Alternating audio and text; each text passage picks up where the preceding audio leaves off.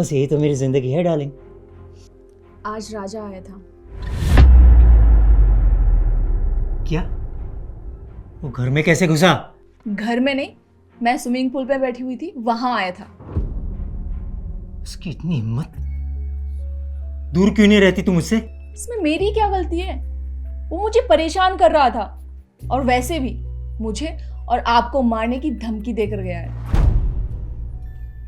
उसकी ये मजाल!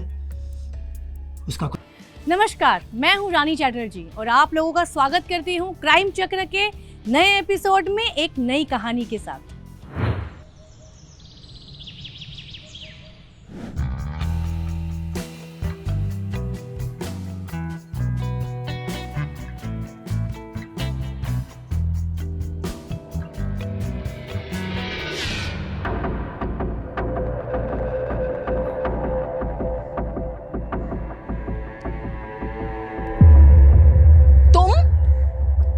तुम्हारी हिम्मत कैसे हुई मेरे घर आने की? अमीर आदमी मिला नहीं कि तू मुझे भूल गई। तेरा पति हूं मैं। पति है नहीं, पति था। तलाक हो गया है तेरा मेरा।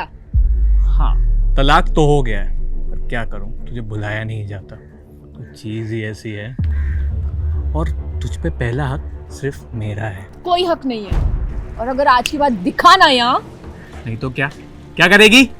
पुलिस को बुलाऊंगी। पुलिस में जाने की सोची भी ना तो तुझे वो तेरे नए आइटम को ना भगवान के पास पहुंचा दूंगा। वहीं लिखवाती रहना कंप्लेंट। तुझे चाहिए क्या? क्यों मेरे पीछे पड़ा हुआ है? मैं ना तुझे सुकून से रहते हुए देख नहीं सकता, और तेरे कारण ही तो मेरी जिंदगी बर्बाद हुई है। तुझे तो मिल गया नया लौंडा, पर मेरा क्या?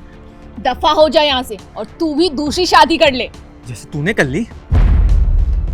ये औरत, अभी तो मैं जा रहा हूँ। तेरा हिसाब ना मैं जल्दी करूंगा।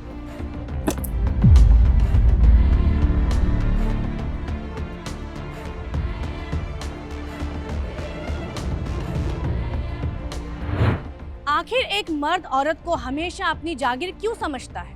मर्दों को क्यों ऐसा लगता है कि एक समाज के इस बाजार में औरत एक ऐसा खिलौना है जिसे जब मन चाहे वो खेल सके और उसे जैसे चाहे वैसे रख सके, और जब मन भर जाए तो उसे फेंक दे, पर फिर मन मचले तो उसे दबोच सके। रेशमा और राजा का तलाक हो चुका था और रेशमा ने धीरज नाम के एक व्यक्ति से दूसरी शादी कर ली थी, पर उसका पहला पति राजा अब भी उसके पीछे पड़ा था और उसकी खुशियों में ग्रहण की तरह लगा हुआ था।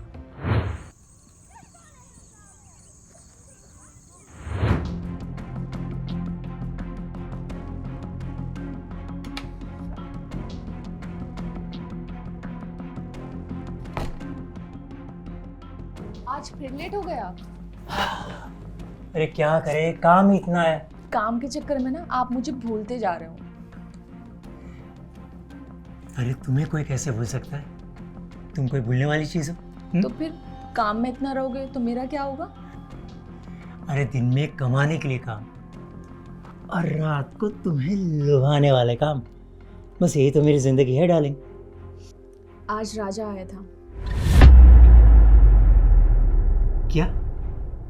वो घर में कैसे घुसा? घर में नहीं, मैं स्विमिंग पूल पे बैठी हुई थी, वहां आया था। उसकी इतनी हिम्मत! दूर क्यों नहीं रहती तू मुझसे? इसमें मेरी क्या गलती है? वो मुझे परेशान कर रहा था और वैसे भी मुझे और आपको मारने की धमकी देकर गया है। उसकी ये मजाल! उसका कुछ करना पड़ेगा। उसे तो मैं बाद में देखता हूँ। खैर, आज अपना मूड खराब नहीं करते, उसको बाद में देखते।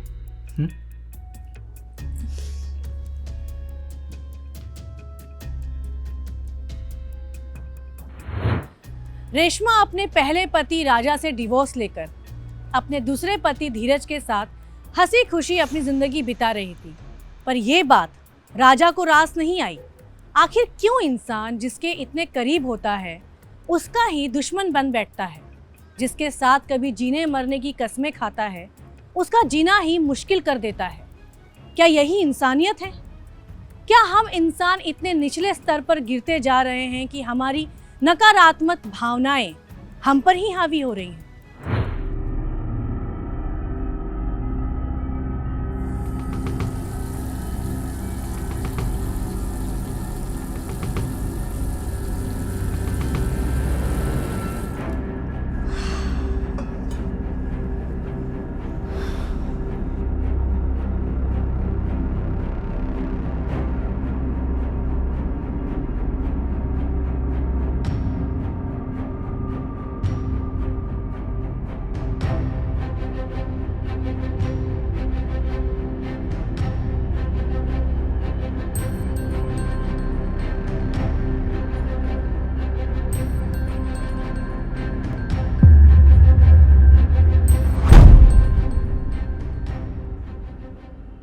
तुम्हारी बड़ी याद आ रही थी। अब क्यों याद आ रही है? जब छोड़ के गए थे तब तो पलट के भी नहीं देखा। वो क्या है ना, तुम्हारे बिना दिल नहीं लगता।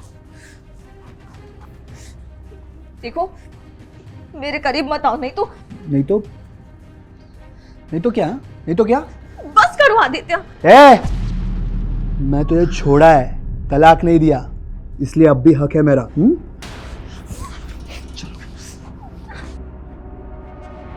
धीरज, राजा और रेशमा की कहानी के साथ ही आदित्य और लेका की भी कहानी एक साथ ही चल रही थी। क्या ये सब कहानियां आपस में एक दूसरे से जुड़ी थीं, या ये दोनों कहानियां अलग अलग जुर्म की दास्तानों को अपराध के धागों में पिरो रही थी? आदित्य का यूं अपनी बीवी के साथ जबरदस्ती करना भी एक अपराध ही था, पर शादीशुदा जिंदगी में चार दीवारी के भीतर न जाने कितनी औरतें रोज ऐसी जोर जबरदस्ती को चुपचाप सहन करके आंसुओं की चादर ओढ़े सो जाती हैं।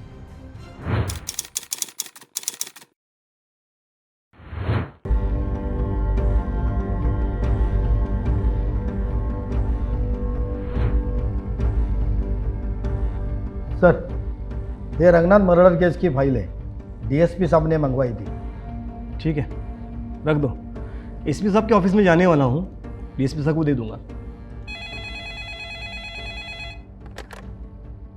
यस? क्या? कहाँ?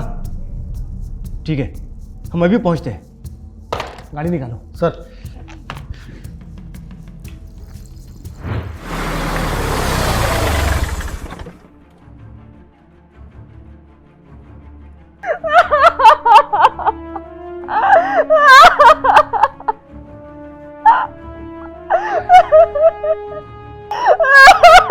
मैडम जी खुद को संभालिए और बॉडी को हाथ मत लगाइएगा, हमें बॉडी को चेक करना है।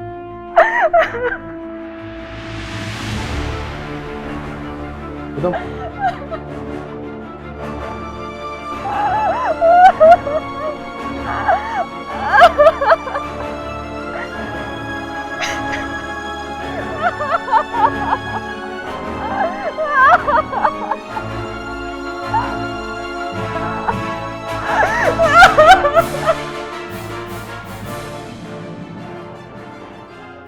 सर, शायद सुसाइड है।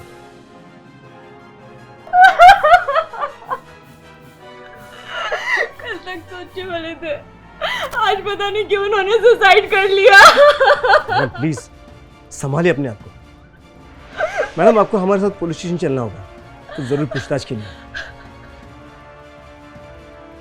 यादव सर, बॉडी को पोस्टमार्टम के लिए भेज दो।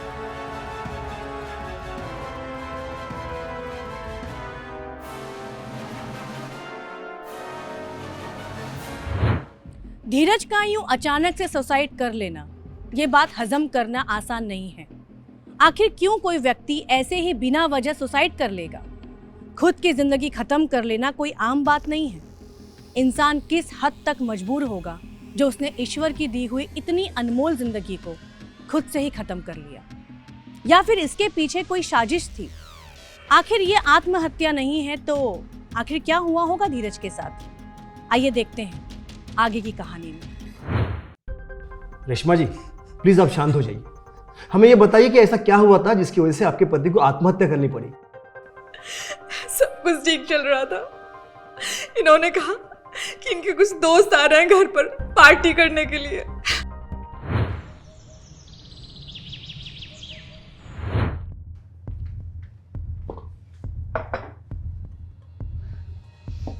रेशमा मेरी जान। रेशमा, वो क्या है ना कि आज शाम को मेरे कुछ फ्रेंड्स आने वाले हैं पार्टी करने के लिए, तो तुम्हें खामखा डिस्टर्ब होगा। तुम एक काम करो, सुषमा दीदी है ना, उसके घर चली जाओ। जैसे ही पार्टी खत्म होती है और मेरे फ्रेंड्स चले जाएंगे, मैं तुम्हें वापस बुला लूंगा। ठीक है? ठीक है, मैं चली जाऊंगी, आप अच्छे से एंजॉय करना। Okay? Thank you thank you thank you so much.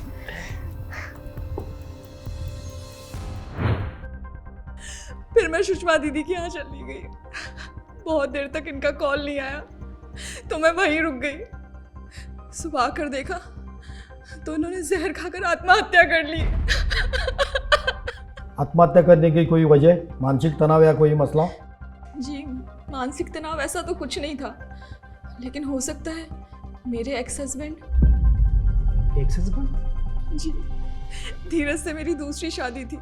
मेरे पहले पति राजा मुझे बहुत परेशान करते थे, फिर मैंने उनको तलाक दिया और धीरज से शादी कर ली।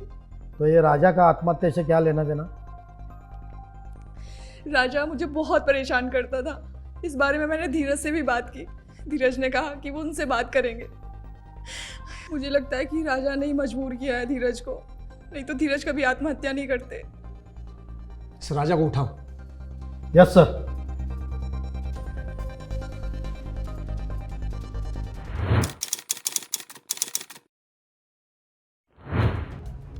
राजा चल, अब सब कुछ सच बता दे। क्या मतलब सर? आप लोग मुझे यहाँ क्यों लाए हैं? मैंने क्या किया है? धीरज को जानते हो? कौन धीरज सर? हाँ सर, वो मेरी पहली पत्नी का दूसरा पति था, मतलब है। था? इसका मतलब तुम पहले से जानते थे कि वो अब इस दुनिया में नहीं है? क्या बोल रहे हैं सर? मुझे कुछ नहीं पता। तुझे हिंदी समझ में नहीं आती क्या? दूसरी भाषा समझाओ क्या? मेरा कहने का ये मतलब था सर, मुझे कोई आइडिया नहीं इस बारे में। आइडिया नहीं था? आए दिन तू रेशमा को परेशान करता था, उसके पति को परेशान करता था, इसके लिए उसके पति ने आत्महत्या कर ली। बोल! वो तो सर मैं ऐसे ही। लगता है सर ऐसा नहीं मानेगा, इसे आड़े हाथ लेना पड़ेगा।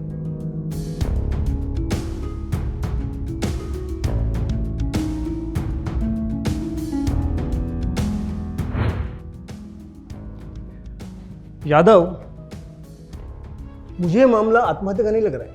क्यों सर? हमें तो वहाँ से पॉइजन की बोतल मिली थी।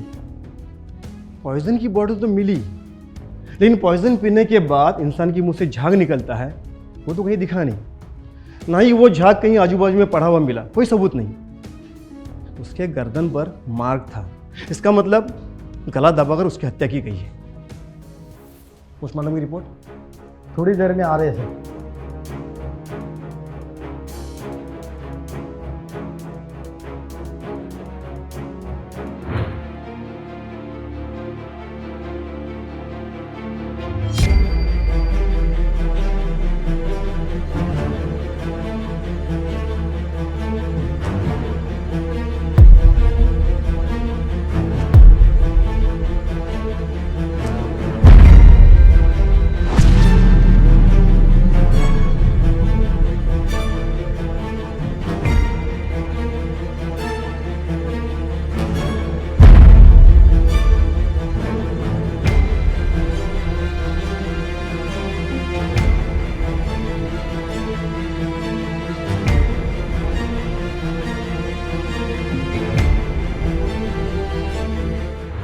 आखिर लेखा ऐसे चुपके चुपके रेशमा पर क्यों नजर रखी हुई थी?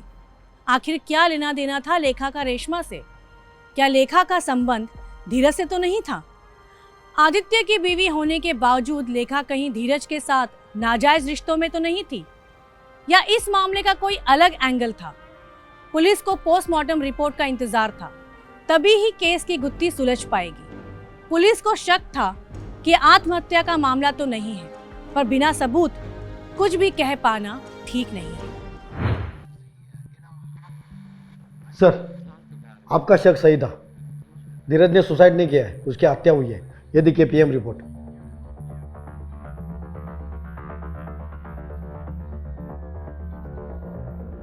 धीरज के गले पे निशान है, इसका मतलब किसी ने गला दबाकर उसे मार डाला है।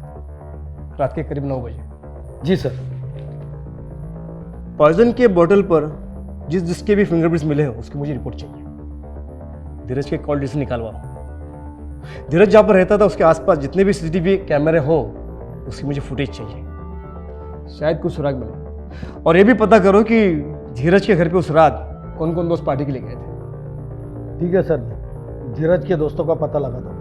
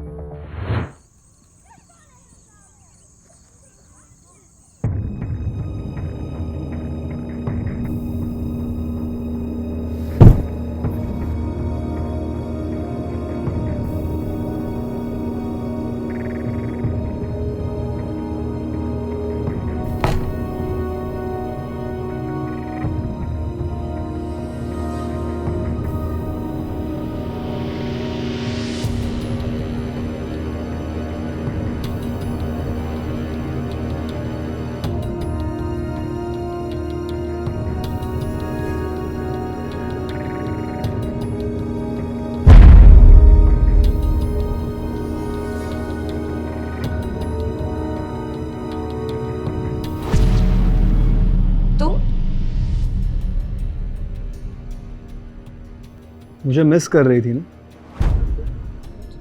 तुम अंदर कैसे आए? मैं जब भी चाहूँ तुम्हारे करीब आ सकता हूँ, मुझे कौन रोकेगा? देखो, मैं पुलिस कंप्लेंट कर दूंगी तुम्हारी। जाओ करो, पुलिस कंप्लेंट करो। उसके बाद क्या होगा? मैं जेल जाऊंगा, बाद में मैं बाहर आ जाऊंगा, उसके बाद तुम्हारा क्या होगा? क्यों पड़े हो मेरे पीछे? मैं क्या पड़ा हूं तुम्हारे पीछे? मैं तो बस तुम्हें प्यार करना चाहता हूं, बताओ कैसा है? नहीं आदित्य, नहीं नहीं नहीं आदित्य, नहीं नहीं। एक तरफ धीरज की मर्डर मिस्ट्री सॉल्व करने के लिए पुलिस सबूत जुटाने में लगी थी, वहीं दूसरी तरफ आदित्य अपनी बीवी के साथ ज्यादती कर रहा था। आखिर क्या राज था लेखा की जिंदगी का? आखिर किस तरह वह धीरज से जुड़ी थी और क्यों आदित्य उसके साथ ऐसे पेश आ रहा था? क्या ये सब कड़ियां कहीं जुड़ी हुई थी या ये मात्र दो अलग अलग कहानियां थी? पुलिस ने धीरज के घर के आसपास के सभी सीसीटीवी फुटेज तलाशने की कोशिश की, पर आसपास कोई सीसीटीवी कैमरा न होने की वजह से पुलिस की ये कोशिश नाकाम रही। पाटिल साहब आना सर, मुझे आपसे कुछ बात करनी है। प्लीज बैठिए। अच्छा और रेशमा जी आप आ गए, मुझे आपसे कुछ जरूरी बात करनी है। आपके एक्स हस्बैंड राजा को हमने इंटरोगेट किया, लेकिन हमें उससे कुछ हासिल नहीं हुआ। आपके पति ने आत्महत्या नहीं की थी, बल्कि उनका मर्डर हुआ, गला दबाकर उनको किसी ने मार डाला है। ये क्या कह रहे हैं आप? रेशमा जी, ये लीजिए पानी पीजिए प्लीज।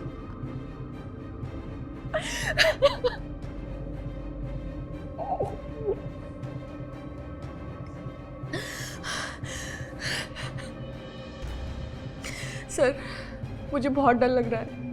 कल मेरे घर के बाहर एक औरत मुझे छुप छुप कर देख रही थी और जैसे ही मैं बाहर गई तो वो चोरों की तरह भाग गई। अब बिल्कुल चिंता ना करें, हम उस औरत का पता लगाएंगे। हमें ये बताइए कि आपके पति के साथ उस दिन पार्टी में कौन कौन शामिल था? सर, मुझे कोई आइडिया नहीं है। मेरे पति अपने दोस्तों के बारे में कुछ भी शेयर नहीं करते थे मुझसे। ठीक है, अभी आप जा सकती हैं। जैसे हमें कुछ पता चलेगा हम आपको इन्फॉर्म करेंगे।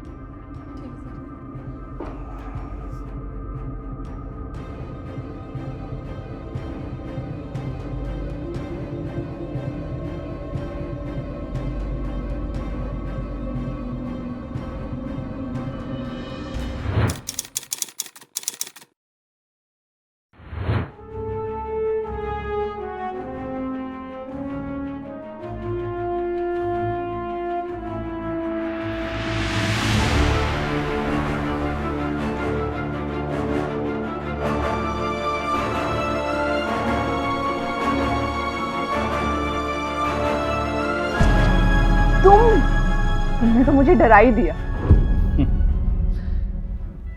मैं डरने की चीज थोड़ी हूँ, प्यार करने की चीज हूँ। धीरज ने सुसाइड नहीं किया है, उसका मर्डर हो गया। ये बात पुलिस को पता चल गई है। हम सेफ नहीं है यहाँ, हमें भागना पड़ेगा, वो भी जल्दी। ठीक है, कल सुबह होते ही निकल जाएंगे, पर अभी रात तो बीतने दो। बिता लेना रात भी। लॉकअप में इतनी जल्दी क्या है? ना सर चल। अरे सर, एक सेकंड सर।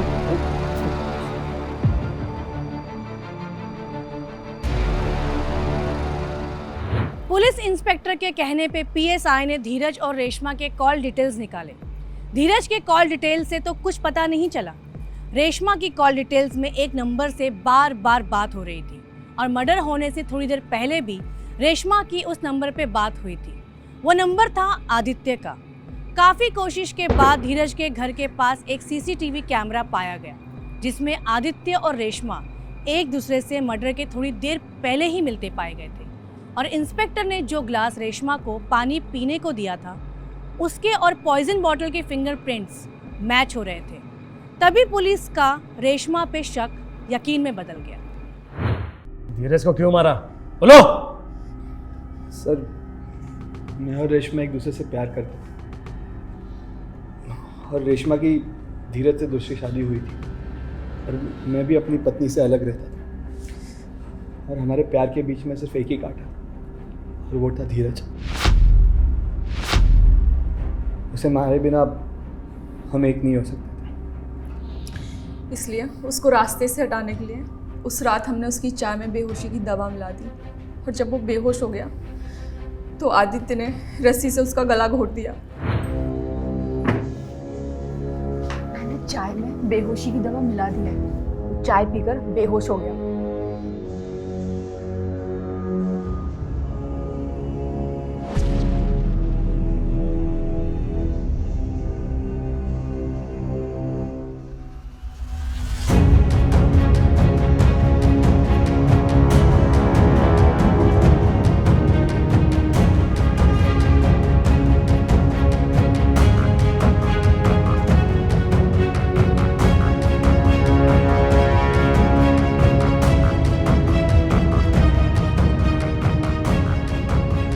अब एक काम करो, पॉइजन की बोतल वहाँ पे रख दो और हम दिखाएंगे कि इसने सुसाइड किया, ठीक है?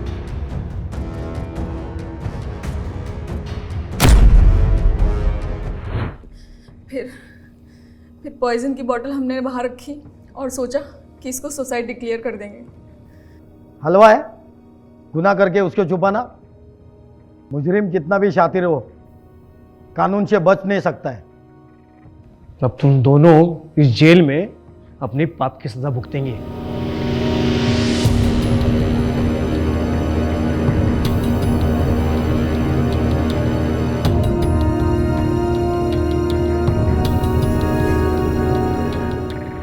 एक तलाक होने के बाद भी दूसरे पति के होते हुए एक प्रेमी रखना, ये रेशमा की किस तरह की मानसिकता थी और अपनी पत्नी लेखा को दर्द देके रेशमा से प्यार करने का आदित्य का एक कैसा पागलपन था।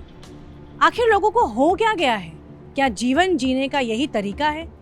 हमें एक ऐसे समाज का निर्माण करना चाहिए जिसमें हमारे आदर्शों और उसूलों से अच्छाई की महक आए, ना कि गुनाहों की बदबू। और इसी के साथ मैं रानी चैटर्जी विदा लेती हूँ। फिर मिलेंगे क्राइम चक्र के अगले एपिसोड में एक नई कहानी के साथ। तब तक सतर्क रहिए, सावधान रहिए और देखते रहिए क्राइम चक्र। जय हिंद।